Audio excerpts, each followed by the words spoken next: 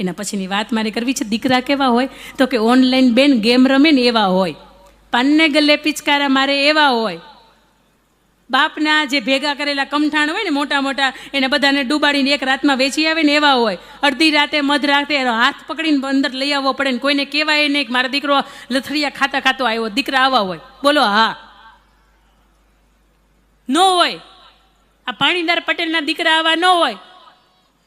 ઈ ઓલો કબીર છે ને, કબીર મૂવીની અંદર એમાં ગાંજોક સિગારેટ ફૂંકતો હોય તો એ હારો લાગે. આ સૈયારા મૂવી આવ્યો હોય એની અંદર એ સિગારેટ ફૂંકતો હોય તો હારો લાગે.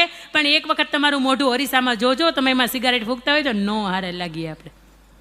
એની આસપાસ 5-15 કેમેરા હોય ને એટલા માટે. તોય નીચે એક ઇન્સ્ટ્રક્શન આવે છે કે ધૂમ્રપાન કે આજે બીડી કે સિગારેટ પીવી તંબાકુ ચાવીને સ્વાસ્થ્ય માટે હાનિકારક છે. આખે આખું મૂવી જોઈ લઈએ છતાંય આપણે એમાંથી જે લેવાનું છે ને એ ન લઈએ. અને ખાસ કરીને દીકરા કેવા હોય એની મારે તમને એક વાત કરવી છે. હમણાં 15 ઓગસ્ટ નજીક આવે છે. આઝાદી મળું થાય બસ એ સમય ચંદ્રશેખર આઝાદ, જેને તમે હું નામથી ઓળખીએ છીએ, બાકીનું નથી ખબર, આપણે જાણવું નથી. અંગ્રેજોની છાવણી નક્કી કરે કે આપણે આવતીકાલે આ ભારત આ હિન્દુ પ્રખર હિન્દુત્વની આ જે જ્વાળા પ્રગટાવવા માગે છે આને બધાને એક નથી થવા દેવા. ગમે એમ કરીને વિક્ષેપ આપણામાં કરે, આપણી જનસભા થવા ન દે અને રાતે મોજથી ઊંઘે. ચંદ્રશેખર આઝાદને વિચાર આવે કે આ બધાનો દિવસ બગાડવો હોય ને તો આ બધાની રાત આખી હુવા ન દેવાય.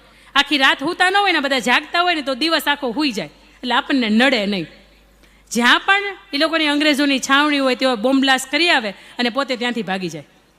અંગ્રેજ સરકારના નાકમાં દમ થઈ ગયો કે આ માણસ મળતો કેમ નથી. ચંદ્રશેખર આઝાદના નામ ઉપર 5000નું ઇનામ જાહેર કરે છે અને કહે છે કે 5000 રૂપિયાને રોકડા આપવામાં આવશે આ વ્યક્તિને કોઈ ગોતી દઈને તો. પણ આપણે બધા સનાતન ધર્મ હિન્દુવાદી હતા, આપણે બધાને ગુલામીમાંથી મુક્ત થવું હતું, એટલે કોઈ વ્યક્તિનું નામ ન દે. બને છે એવું કે એક વખત અંગ્રેજોની છાવણી બરાબર એની અંદર બોમ્બ બ્લાસ્ટ કરે અને જંગલની અંદર એ માણસને અંગ્રેજોની ટુકડી હોય ઓળખી લે. આગળ ચંદ્રશેખર આઝાદ ભાગે, એની પાછળથી એની ટુકડી ભાગે અને થોડી વાર એક ગામનું પાદર જેવું આવતું હોય અને ત્યાં જંગલની અંદર એક ઝૂંપડી હોય. એ ઝૂંપડીની અંદર એ ભાગતો ત્યાં જતો રહે.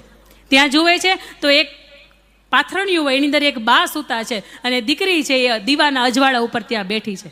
દીકરીને એવું કહે છે, બાને એવું કહે છે, બા પ્રણામ, હું પણ એક રાષ્ટ્રભક્ત છું, એક દેશપ્રેમી માણસ છું, એટલે મારા તમારા અહીંયા આવવાથી કોઈ ચિંતા નહીં કરતા. બાની પાસે બેસે છે ને બેને એવું કહે છે, બેન પાણી ભરી દેશ? બેન છે એ પાણી ભરીને આપે છે ને બાને પૂછે છે, બા તમે એકલા જ આ ઘરની અંદર રહ્યો છો? હા બેટા. અને બાપુ છે એ નાનેથી ભગવાનને શરણે જતા રહ્યા છે, એટલે દીકરીને મેં મોટી કરી અને હવે જો મારી અવસ્થા છે ક્યારે વહી જાઉં. 90-93 વર્ષના બા